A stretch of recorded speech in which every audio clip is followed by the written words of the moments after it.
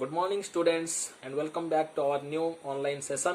Today we will be discussing about a wonderful topic and interesting topic, that is Bohr's atomic model. ठीक है, so hope you will be enjoying a lot and it will be helpful to you in grabbing the concept. So let's go and watch it. तो बच्चों, today we will be discussing about Bohr's atomic model, right?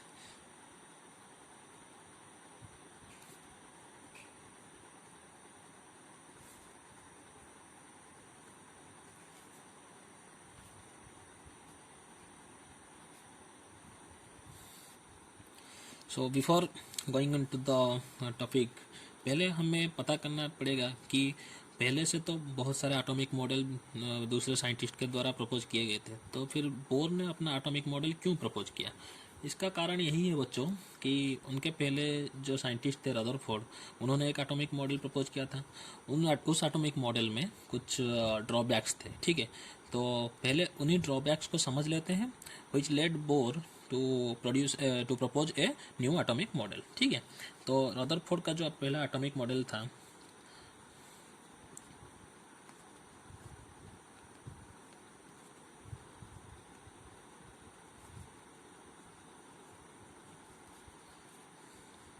Rutherford का जो atomic model था उसका कुछ drawbacks थे, ठीक है। तो आज उन ड्रॉबैक्स को हम एक एक करके देखेंगे, फिर चलेंगे बोर्स एटॉमिक मॉडल के ऊपर, ठीक है। तो पहला ड्रॉबैक्स क्या था रदरफोर्ड एटॉमिक मॉडल का? ही कुड नॉट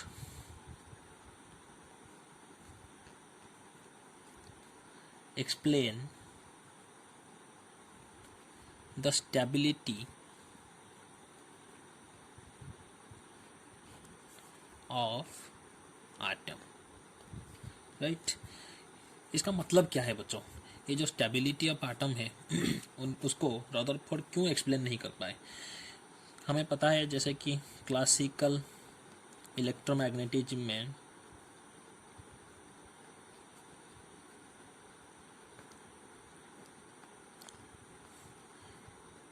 क्या बताता है कि अगर एक पार्टिकल चार्ज्ड है और उसका एक्सीलरेशन भी है, if a particle is charged as well was accelerated, ठीक है, तो वो क्या करता है? इट एमिट्स रेडिएशन, ठीक है। वो जो रेडिएशन है उसका फॉर्म कैसे होता है? थ्रू इलेक्ट्रोमैग्नेटिक वेव्स, ठीक है। वो जो रेडिएशन करता है वो क्या होता है? इलेक्ट्रोमैग्नेटिक वेव के फॉर्म से वो रेडिएट होता है, ठीक है। So what are the electromagnetic waves? These are the waves which are in which the electric field and magnetic field are perpendicular to the wave propagation, ठीक है। We can give some examples of electromagnetic waves like radio waves, or we can write microwaves also. Generally जो भी wave radiation से आता है उसे हम क्या बोलते हैं? इलेक्ट्रोमैग्नेटिक वेव्स, ठीक है। और हम बता सकते हैं कि infrared, these are also examples of electromagnetic waves. फिर विजिबल लाइट, फिर अल्ट्रावायलेट रेज, एक्स रेज, ठीक है, गामा रेज, ठीक है। ये सब एग्जाम्पल हो गया इलेक्ट्रोमैग्नेटिक वेव्स का। तो फिर हम क्लासिकल में इलेक्ट्रोमैग्नेटिज्म का मतलब, क्लासिक मतलब क्या है? जैसे कि आप बोलते हो क्लासिकल सॉन्ग, ठीक है, उसमें क्या होता है? वो पुराने गाने होते हैं, ठीक है। तो ये क्लासिकल इलेक्ट्रोमैग्नेटिज्म जो है, वो क्लासिकल इलेक्ट्रोमैग्नेटिज्म, क्लासिकल मैकेनिक्स, ये सब क्या होता है? पुराने इन्वेंशंस होते हैं, ठीक है। उसके मुताबिक उसने क्या कहा कि if a particle is charged and it is in acceleration then it emits radiation. वो रेडिएशन क्या होगा? इलेक्ट्रोमैग्नेटिक वेव्स के थ्रू प्रोपागेट करेगा। तो जैसे कि यहाँ पर हमारा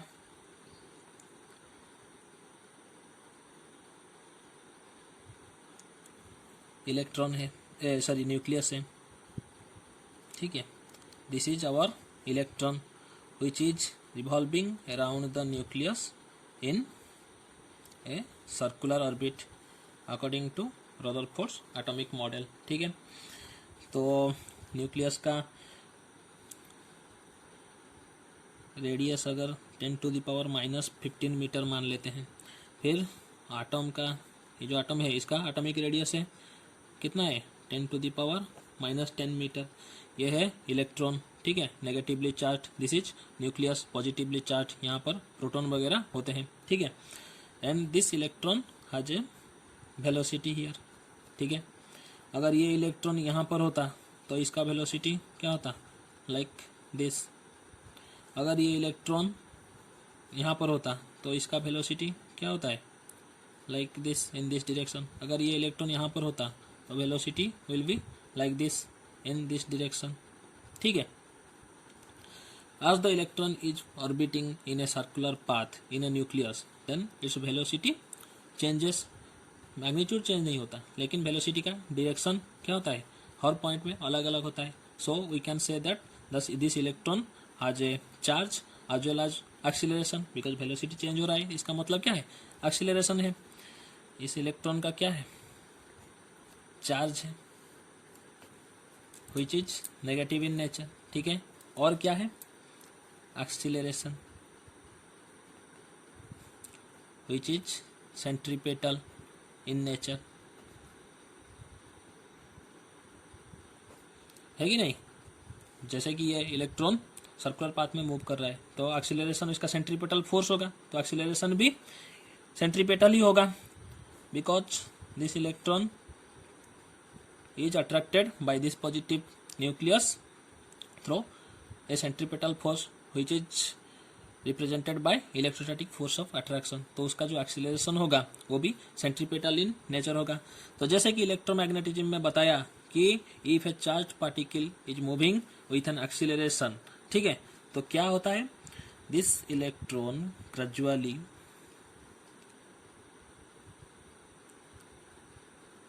moves in a spiral path and fall into nucleus। ठीक है, ये इलेक्ट्रॉन क्या करेगा, स्पाइरली होके क्या करेगा, न्यूक्लियस में फॉल कर जाएगा। क्यों फॉल करेगा, बिकॉज इट एमिट्स रेडिएशन। ये जो एनर्जी के साथ इस ऑर्बिट में घूम रहा था, जैसे ही ये क्या करेगा, इस ऑर्बिट में घूमेगा तो उसका क्या होगा, due to its charge and acceleration it emits a radiation in form of electromagnetic waves. तो इसका एनर्जी कम हो जाता है, उसका एनर्जी कम होने के वजह से ये क्या करता है, स्पाइरल पाथ मूव करके न्यूक्लियस पर फॉल कर जाता है। ठीक है, तो इसको क्या बोलते हैं, according to classical electromagnetism this should happen. ठीक है, तो क्या बोलता है ये, the electron would spiral inward and eventually fall into the nucleus। ठीक है, तो इससे हमें क्या पता चलता है कि एटम जो है, जो इलेक्ट्रॉन, जो एटम का जो स्ट्रक्चर है वो स्टेबल नहीं है। thus we find that the atom is not stable, क्योंकि due to the classical electromagnetism ये क्या हो रहा है, this electron can not move in the circular orbit for much more time, क्योंकि ये एनर्जी रेडिएट कर रहा है, और due to this energy radiation इसका एनर्जी कम होके धीरे धीरे ये क्या हो रहा है, the path becomes spiral and gradually the electron fall into the nucleus। ठीक है, इसके लिए टाइम कितना लगता है, एक्सपेरिमेंटली देखा गया है कि the time taken by the electron to fall into the nucleus is 10⁻⁻11 second. ठीक है, तो बच्चों देखो 10⁻⁻11 सेकेंड कितना कम टाइम होता है। ठीक है, इस टाइम के अंदर इलेक्ट्रॉन क्या करेगा, फॉल कर लेगा न्यूक्लियस के अंदर। तो यहाँ पर क्या हो रहा है, जो रदरफोर्ड का जो एक्सप्लेन किए थे उनका एटॉमिक मॉडल यहाँ स्टेबिलिटी को प्रूव नहीं कर पाया, ठीक है। This was the first drawback of the Rutherford atomic model because he could not explain the stability of atom according to classical electromagnetism, ठीक है। यहाँ तक समझ आ गया आपको। फिर आगे चलते हैं दूसरे ड्रॉबैक की तरफ आते हैं। अभी दूसरे ड्रॉबैक क्या है? दूसरा ड्रॉबैक, he could not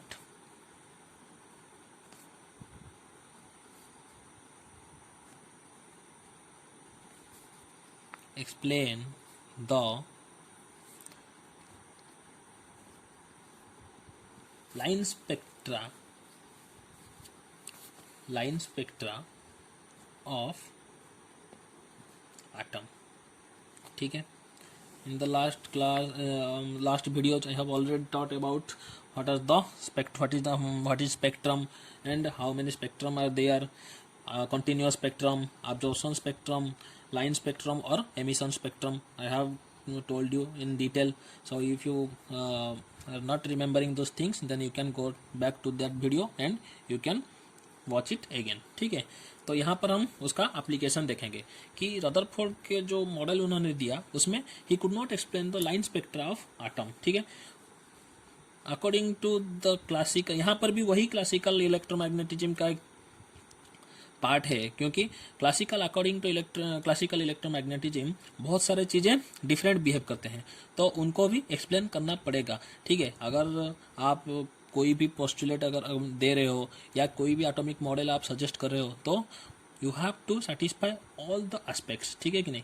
तो अकॉर्डिंग टू क्लासिकल इलेक्ट्रोमैग्नेटिज्म ये क्या बताता है?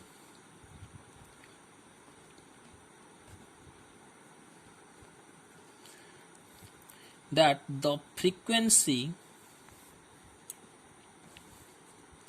ऑफ इलेक्ट्रोमैग्नेटिक, EMW लिख रहा हूं यहाँ पर, electromagnetic wave emitted by revolving electron will be equal to the frequency of revolution, ठीक है। इसका मतलब क्या है? ठीक है, जैसे कि आप देख रहे हैं आज the electron moves spiral inward। क्या हो रहा है? जैसे कि ये अगेन ड्रॉ कर रहा हूं, this is the nucleus, let's take hydrogen gas, ठीक है, और हाइड्रोजन आटम, उसका न्यूक्लियस है ये, and this is the orbit on which electron is revolving, ठीक है। तो अकॉर्डिंग टू क्लासिकल मैकेनिक्स क्या बता रहा है ये? This will move like this in spiral and fall into the nucleus, ठीक है। क्यों? Because it emits a radiation, ठीक है। तो ये क्या कर रहा है? As the electron spirally inward, so there is change in angular velocity. यहाँ पर एक एंगुलर वेलोसिटी में ये मूव कर रहा था, लेकिन जैसे ही इसका पाथ में क्या हुआ? डिक्रीज हुआ, तो उसका एंगुलर वेलोसिटी भी चेंज होगा। तो it says that as the electron spiral inward, so there is change in angular velocity. Hence अगर एंगुलर वेलोसिटी चेंज होगा तो क्या होगा बच्चों? फ्रीक्वेंसी भी चेंज होगा। हेंस देयर इज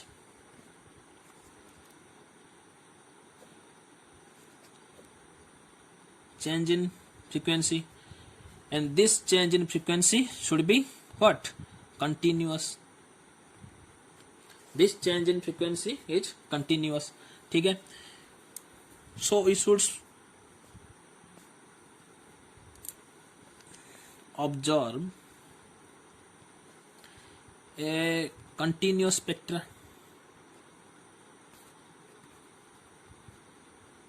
है कि नहीं? ये क्या बोल रहा है कि जैसे ही इलेक्ट्रॉन एनर्जी रेडिएट करेगा तो इस ऑर्बिट में वो कन्फाइंड नहीं रहेगा, वो धीरे धीरे क्या करेगा, न्यूक्लियस में गिरेगा। जैसे ही देखो यहाँ पर घूम रहा था लेकिन वो पाथ चेंज कर लिया, तो इसका क्या होगा, एंगुलर वेलोसिटी भी चेंज हो जाएगा। जैसे ही एंगुलर वेलोसिटी चेंज हो गया तो उसका फ्रीक्वेंसी भी चेंज हो जाएगा, and that change is continuous. जैसे कि ये चेंज कंटिन्यूअस है, इसलिए हमें क्या ऑब्जर्व करना चाहिए, we should observe a continuous spectra. ठीक है, ये क्या बोल रहा है, क्लासिकल इलेक्ट्रोमैग्नेटिज्म ये आर्ग्यू कर रहा है कि this electron should emit A continuous spectra. जैसे कि हम पहले से बात कर चुके हैं, this is the pattern of continuous spectra. ठीक है, यहाँ पर आप देख सकते हैं, this is the continuous spectrum, the colour band will be what, merging one with another. यहाँ पर आप पता नहीं कर सकते कि कहाँ पर वायलेट एंड हुआ और कहाँ पर ब्लू स्टार्ट हुआ। ठीक है कि नहीं, इनके बीच में क्या है, कंटिन्यूअस है ये सब कलर। पहले वायलेट आया, धीरे धीरे वायलेट चेंज होके ब्लू आया, ब्लू चेंज होके ग्रीन आया, तो इसी पैटर्न का वो कलर एमिट करना चाहिए था, लेकिन किया क्या, the pattern was like this. ठीक है, ये बीच वाले जो वेवलेंथ थे या बीच वाले जो फ्रीक्वेंसी का कलर थे वो सब एमिट नहीं हुए, सिर्फ डेफिनाइट वेवलेंथ या डेफिनाइट फ्रीक्वेंसी का कलर उसने एमिट किया। तो ये वाला पैटर्न हमने ऑब्जर्व किया। तो एक्चुअली प्रैक्टिकली तो क्या हुआ, practically this is wrong.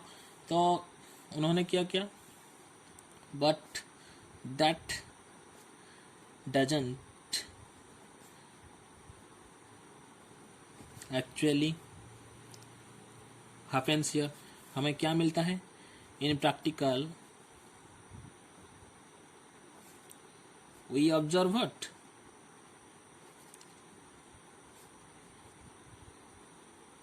Line spectrum. ये कंटिन्यूअस स्पेक्ट्रम होना चाहिए था लेकिन मिलता नहीं है। हमें मिलता क्या है, दिस लाइन स्पेक्ट्रम मिलता है। ये जो एमिशन स्पेक्ट्रम है हमने बताया था, this type of pattern is observed in तो बट इलेक्ट्रोमैग्नेटिज्म, क्लासिकल इलेक्ट्रोमैग्नेटिज्म क्या बोल रहा है कि this type of pattern should be observed, लेकिन प्रैक्टिकली हो क्या रहा है, emission spectrum or line spectrum is observed. So if we find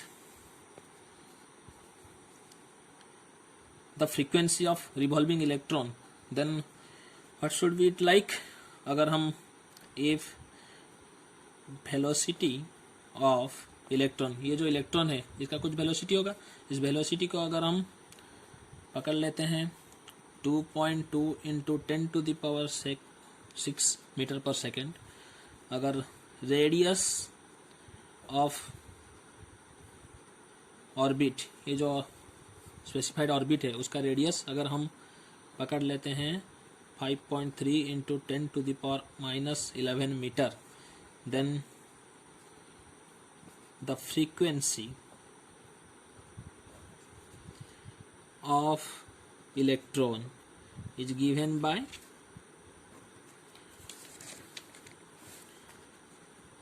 F equal to V by 2 pi r। ये कहाँ से आया बच्चों, in the class 11th you know that angular frequency is equal to omega equal to 2 pi f, omega equal to you know that V by r, velocity by position और the displacement vector. ठीक है, गया velocity by distance 2 pi F. ठीक है, अगर हम this F is the frequency, अगर frequency को निकालना चाहें then T 2 pi will be divided in other side, then V equal to 2 pi R, F equal to V by 2 pi R. यहाँ पर हमने डायरेक्ट पुट कर लिया, इसलिए फ्रीक्वेंसी का फॉर्मूला क्या है, F equal to V by 2 pi R. Velocity दिया हुआ है, आर भी दिया हुआ है इसका वैल्यू, तो यहाँ पर फ्रीक्वेंसी कितना निकल आएगा 6.6 into 10 to the power 15 hertz. अगर हम इस इलेक्ट्रॉन की बात कर रहे हैं, अगर इसका वेलोसिटी ये है, रेडियस ऑफ द ऑर्बिट ये है, तो इसका फ्रीक्वेंसी कितना आएगा 6.6 into 10 to the power 15 hertz. This is the frequency of revolution. ठीक है, ये क्या है, frequency of revolution. And according to electromagnetism क्या बोल रहा है, this frequency of revolution should be equal to the frequency of EMW, मतलब electromagnetic wave emitted by revolving electron. This frequency will be equal to the frequency of the energy emitted by that radiation, ठीक है कि नहीं, लेकिन actually ऐसा होता नहीं है। तो ये क्या बोल रहा है कि सेकंड जो ड्रॉबैक था, he could not explain the line spectrum of atom, ठीक है कि नहीं। तो ये वाला जो ड्रॉबैक्स थे, दो ड्रॉबैक्स, इसलिए बोर ने क्या कहा कि this atomic model is not proper and he tried to give another atomic model. उनका हम अभी देखेंगे कि what are the postulates of Bohr's atomic model. So let's go to the Bohr's postulate of atomic model, ठीक है। तो आते हैं अभी बोर्स पोस्टुलेट्स, ठीक है।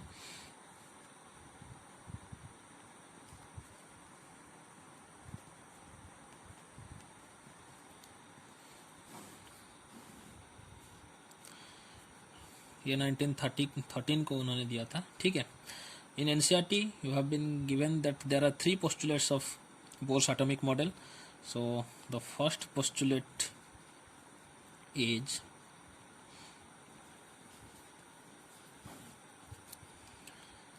हम इसे फर्स्ट पोस्टुलेट को भी पॉइंट वाइज डिवाइड कर लेते हैं, ठीक है। पहला पॉइंट है electron in an atom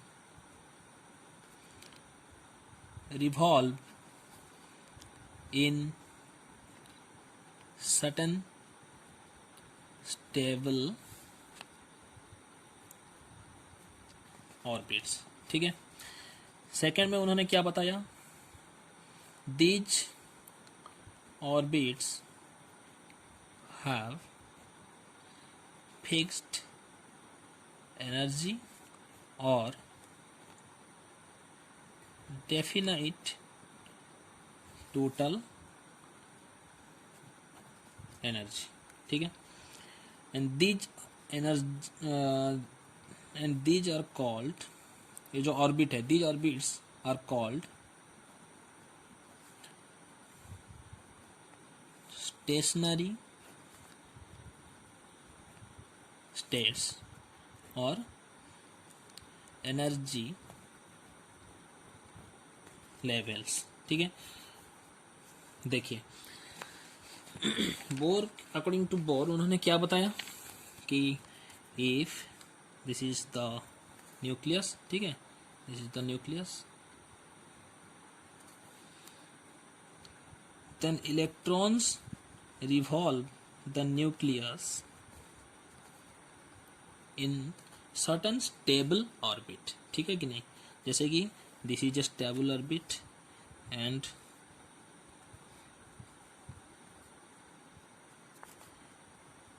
this is also a stable orbit, ठीक है। यहाँ पर बीच में एक बना लेते हैं, ऊपर जगह नहीं है, ठीक है। अकॉर्डिंग टू बोर उन्होंने क्या बताया कि electron in an atom revolve in certain stable orbit. ये हमने बता दिया कि this is a stable orbit, this is a stable orbit and this is a stable orbit. Rutherford ने क्या बताया था कि उनका कोई ऑर्बिट माने उनका कोई स्टेबल ऑर्बिट नहीं है। रदरफोर्ड ने बताया था कि इलेक्ट्रॉन जो है वो न्यूक्लियस के चारों तरफ घूम रहे हैं, वो न्यूक्लियस के पास भी हो सकता है या न्यूक्लियस के कुछ दूर हो सकता है या न्यूक्लियस से बहुत दूर भी हो सकता है।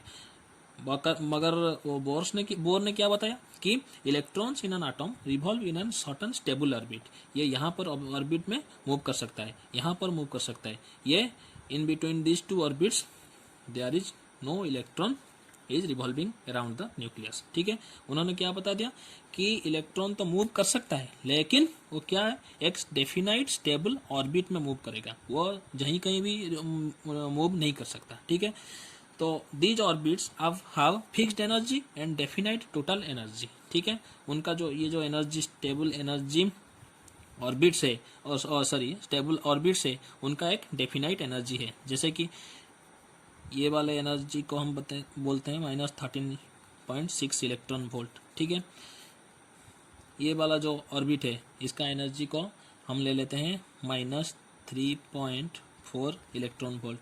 ये वाला जो ऑर्बिट है इसको हम मान लेते हैं 1.5 51 इलेक्ट्रॉन वोल्ट। ठीक है, उन्होंने क्या बताया, ये जो ऑर्बिट है उनका एक fixed energy definite total energy है। ठीक है, इस ऑर्बिट का टोटल एनर्जी कितना है, -13.6 इलेक्ट्रॉन वोल्ट।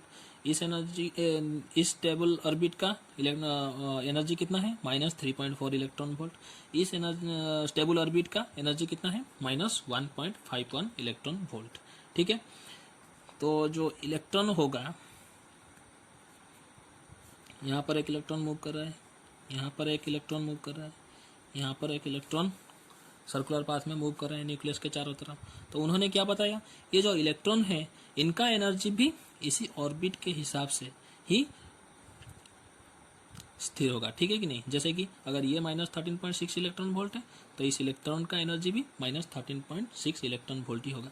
अगर ये इलेक्ट्रॉन को पकड़ लें तो इसका ऑर्बिट का एनर्जी कितना है, -3.4 electron volt. So this electron should have also energy having -3.4 electron volt.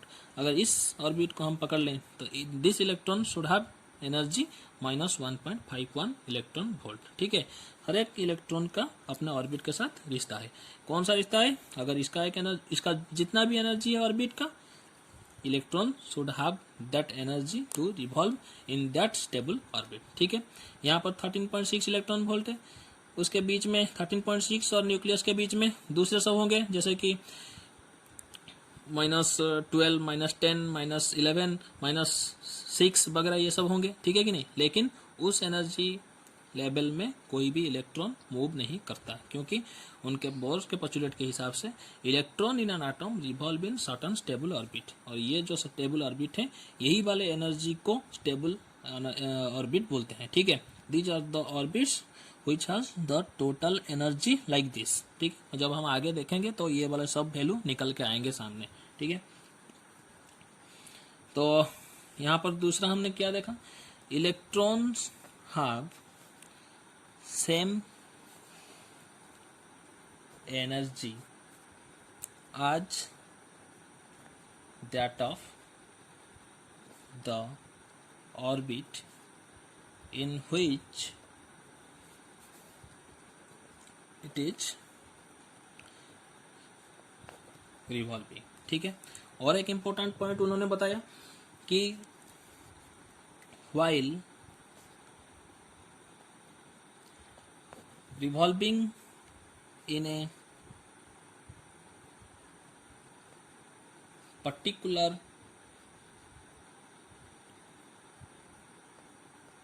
stationary state, electron do not emit any radiation। ठीक है, जैसे कि पहले हमने बात कर चुके हैं, अकॉर्डिंग टू क्लासिकल इलेक्ट्रोमैग्नेटिज्म, उसने क्या बताया था, if the electron is moving in an orbit then with acceleration then it should radiate energy and it fall into the nucleus। उन्होंने डायरेक्टली यहाँ पर एक पोस्टुलेट दे दिया कि while revolving in a particular stationary state electron do not emit any radiation। उन्होंने ये बताया कि नहीं, वो जो क्लासिकल इलेक्ट्रोमैग्नेटिज्म जो था वो सफिशिएंट नहीं है to explain the atomic structure. ठीक है, जैसे ये माइन्यूट लेवल में जाता है और माइक्रोस्कोपिक लेवल में जाते हैं तो दो क्लासिकल आइडियाज, दो old ideas are not sufficient to explain the phenomenon which is occurring inside the atomic level. ठीक है कि नहीं, उन्होंने क्या किया कि ये we have to implement the quantum ideas. तो उन्होंने पहले से ही बोल दिया कि वो जो बात थी कि एमिट करता है रेडिएशन एक चार्ज पार्टिकल, न्यूक्लियर ये जो एटॉमिक मॉडल में एटम के अंदर ऐसा होता नहीं है। While revolving in a particular stationery state electron do not emit any radiation. जब तक ये इस स्टेट में मूव करता रहेगा ये क्या करेगा, इलेक्ट्रॉन एमिट नहीं करेगा। ये वाले इलेक्ट्रॉन इस स्टेशनरी स्टेट में मूव कर रहे हैं तो एनर्जी एमिट नहीं करेगा। जब तक यहाँ पर क्या हो रहा है, वो घूम रहा है। ये एमिट तब करेगा जब ये इसका ट्रांजिशन होगा। ठीक है कि नहीं, अगर ये एक स्टेशनरी स्टेट से दूसरे स्टेशनरी स्टेट को मूव करेगा तो ये एनर्जी एमिट करेगा। ठीक है, तो उन्होंने जो स्टेशनरी ऑर्बिट को उन्होंने क्या नाम दिया, स्टेशनरी स्टेट्स। ठीक है, these are the certain certain stable orbit. पहले उन्होंने क्या बोला बताया था, electron in an atom revolve in certain stable orbit. उस स्टेबल ऑर्बिट को उन्होंने क्या नाम दिया, स्टेशनरी स्टेट्स। ठीक है कि नहीं। This is the first postulate. Now come to the second postulate.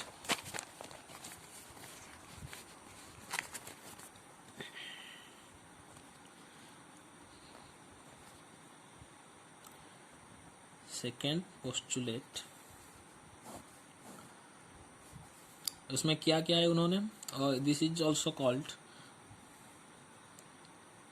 Bourse second postulate of quantization, right. इसको इसमें उन्होंने क्या दिया है, definition of stable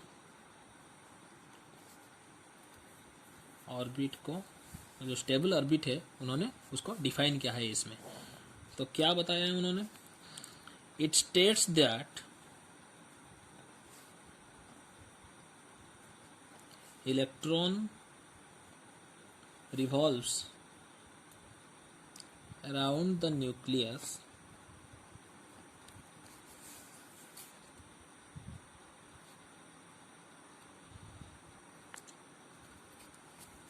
only in those orbits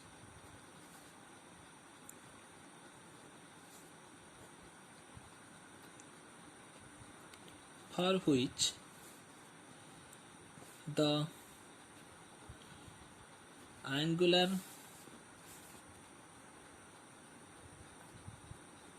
momentum is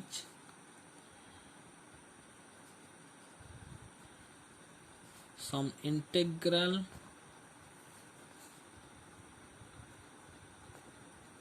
multiple of h by 2 पाई। ठीक है, ये जो h है वो क्या है, प्लैंक्स कांस्टेंट, कुछ value is 6.6 into 10⁻⁻34 joule second. ठीक है, ये जो एंगुलर मोमेंटम है उसको हम क्या बोलते हैं, L. We represent angular momentum with L. ठीक है, तो उन्होंने अकॉर्डिंग टू हिम उन्होंने क्या बताया, L will be equal to integral multiple of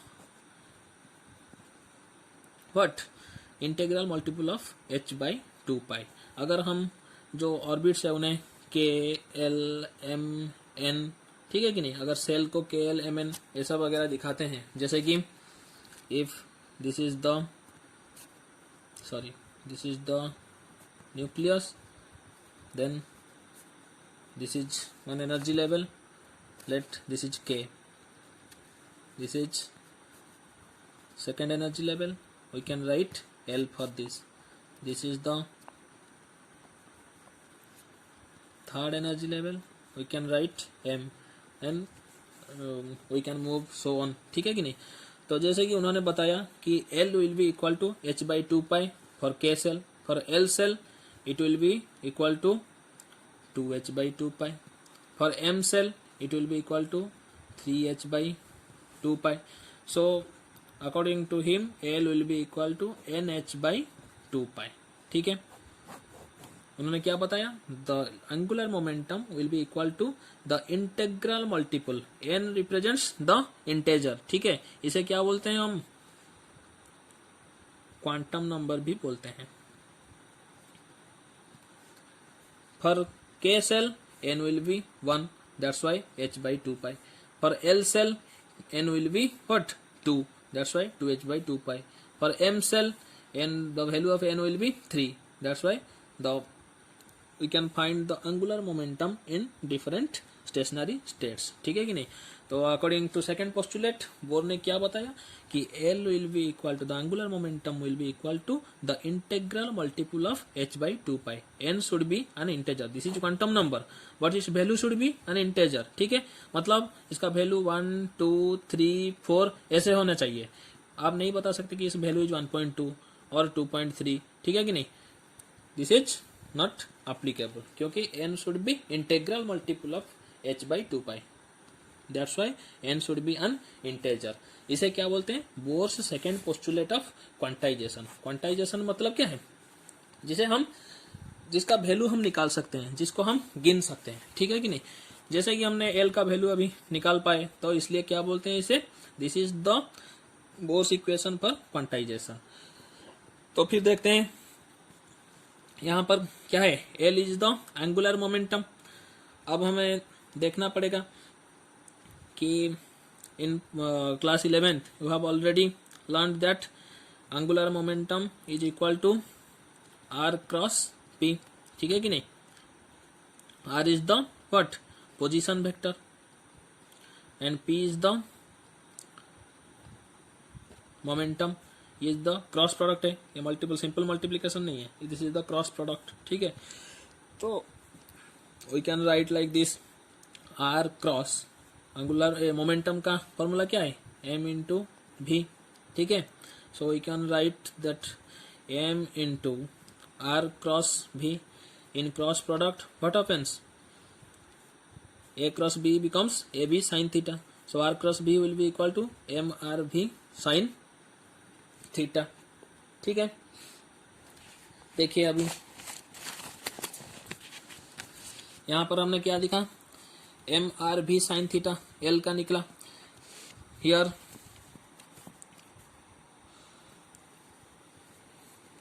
this is the orbit of electron. Electron is moving in this orbit. This is the nucleus, ठीक है?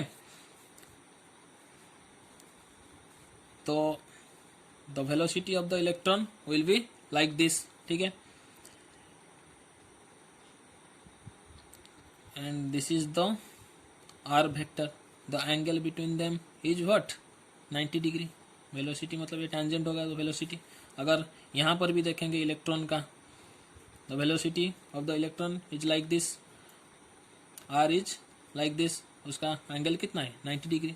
अगर यहाँ पर ऑब्जर्व करेंगे इलेक्ट्रॉन, अगर यहाँ पर होगा तो इसका वेलोसिटी किस डायरेक्शन में? यहाँ पर। Angle sorry position vector r will be like this, उसका एंगल कितना है? 90 डिग्री। हर जगह क्या होगा? आपको 90 डिग्री ही मिलेगा। तो यहाँ पर पुट कर लेते हैं। यहाँ पर हमें क्या मिला था? M V R sine theta, ठीक है? लिख लेते हैं यहाँ पर L equal to M V R sine theta. Theta का वैल्यू यहाँ से निकला कितना? 90 डिग्री। तो put 90 degree instead of theta, M V R sine 90 degree which is equal to 1 M V R. We take only the magnitude. आप direction भी यहाँ से निकाल सकते हो, ठीक है कि नहीं? ये this is the direction of velocity vector, velocity. This is the direction of what? The radius vector. तो आप वेलोसिटी से रेडियस तो ऊपर इधर तरफ जाएगा। तो जैसे कि यहाँ पर आप देख सकते हो, again this is velocity, this is the position vector. तो for cross product velocity to position vector, velocity to position vector, direction will be upwards. और हमें डायरेक्शन में नहीं जाना है, यहाँ पर हम सिर्फ मैग्नीट्यूड लेकर आएंगे, ठीक है? तो L is the value of L equal to M V R. यहाँ पर देखो, यहाँ पर इक्वेशन 1 दे देते हैं, इसे दे देते हैं equation 2। If we put the this value of M V R in equation 1, if we put value of L from equation 2 in equation 1, then what happens? What happens? mvr equal to nh by 2 pi, ठीक है कि नहीं? यहाँ पर क्या था? l equal to nh by 2 pi। यहाँ पर हमें मिला क्या? l equal to mvr। देखो इस mvr को हमने पुट किया यहाँ पर l के जगह, so mvr equals to nh by 2 pi, right? तो हमें ये मिल गया mvr equal to nh by 2 pi। This is the equation according to second postulate. इसे हम इक्वेशन नंबर 3 देते हैं। This is the equation according to Bohr's second postulate, ठीक है? अब आते हैं थर्ड पोस्टुलेट में। Now we come to the third postulate, ठीक है।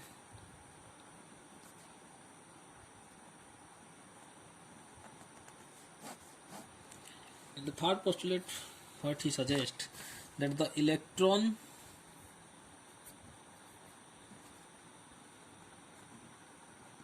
might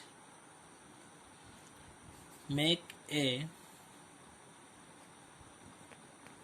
transition from one of its specified non-radiating orbits to another of lower energy. When it does so, a photon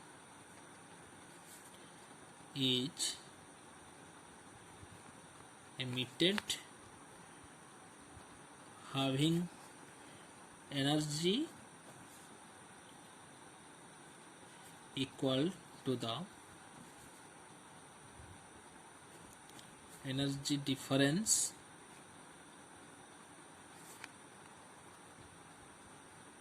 between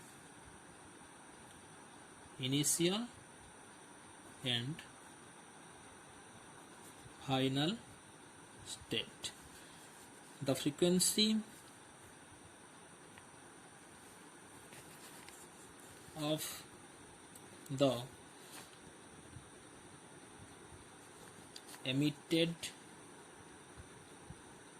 photon is given by, उन्होंने क्या बताया, h nu will be equal to ei minus ef, ठीक है। nu where nu is the frequency of photon, ठीक है। ei is the energy of initial state, ef is the energy of final state, ठीक है। तो देखो पहले ये पोस्टुलेट को फिर से पढ़ते हैं। इसने क्या बताया, इस थर्ड पोस्टुलेट में उन्होंने बताया कि the electron might make a transition from one of its specified non radiating orbits. In the first postulate उन्होंने क्या बताया था कि there are specified orbits and electrons those are moving in that orbits can not radiate energy. लेकिन in the third postulate उन्होंने बताया कि ऐसा नहीं है कि ये रेडिएट नहीं कर सकते एनर्जी, वो करेंगे एनर्जी रेडिएट, लेकिन कैसे करेंगे, जब the electrons move electrons of another lower energy when it कब मूव करेंगे, the electrons might make a transition from one of its specified non radiating orbits to another of lower energy. वो higher energy से क्या करेंगे, lower energy को jump करेंगे। When it does so, जब वे ऐसा करेंगे तो क्या होगा, वहां से एक photon, one photon is emitted having energy equal to the energy difference initial and final state, ठीक है। जैसे कि आप देखो दिस इज द न्यूक्लियस, ठीक है कि नहीं, यहाँ पर एक स्टेबल ऑर्बिट है, ठीक है। This is the lower orbit, this is the higher orbit, ठीक है। जब तक ये this orbit, when the electron is moving in this orbit, it cannot radiate energy। लेकिन ये एनर्जी रेडिएट कब करेगा, अगर electron is moving in this orbit it can not radiate energy, ठीक है कि नहीं। एनर्जी कब रेडिएट करेगा, जब ये मूव करेगा, ट्रांजिशन उसका होगा from one energy level, higher energy level to the lower energy level. अगर ये एनर्जी इस यहाँ से यहाँ तक जंप करेगा तो इसका क्या होगा, एनर्जी रेडिएशन होगा बीच में, ठीक है। तो कितना एनर्जी रेडिएशन होगा ये बता रहे हैं कि if E I is the energy associated with this orbit which is energy of initial state, आ रहा है कहाँ पर, फाइनल पर, ठीक है। और energy of this orbit is given as EF, which is energy of a final state. तो उन्होंने क्या बताया, how to calculate the frequency of this emitted energy. तो उन्होंने क्या बताया कि we can find out by the formula H nu equal to E I minus E F.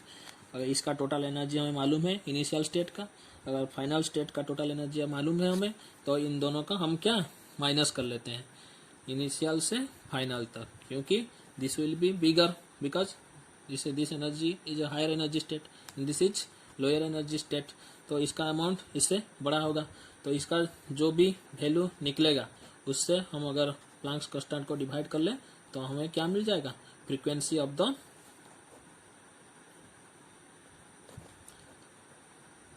Photon मिल जाएगा. यहाँ पर जो एमिशन हो रहा है ये वन ऑर्बिट से दूसरे ऑर्बिट का ट्रांजिशन के लिए यहाँ पर क्या निकल रहा है, फोटोन. ठीक है कि नहीं, उन्होंने बताया एक फोटोन रिलीज होता है. तो ये जो फोटोन है उसका फ्रीक्वेंसी अगर हम जानना चाहते हैं तो हम इस तरीके से उसे निकाल सकते हैं. इसका टोटल एनर्जी इनिशियल ऑर्बिट का, फाइनल ऑर्बिट का टोटल एनर्जी, अगर उसको हम माइनस कर लें और उसे प्लैंक्स कांस्टेंट के थ्रू डिवाइड कर लें तो उसका फ्रीक्वेंसी हमें फोटोन का मिल जाता है. तो बच्चों, today we have studied about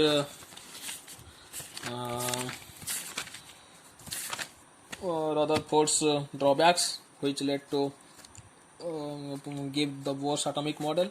Then we studied about first postulate, then we studied about second postulate. ठीक है, उसका जो क्वांटाइजेशन का फॉर्मूला निकला उसको भी हमने जाना.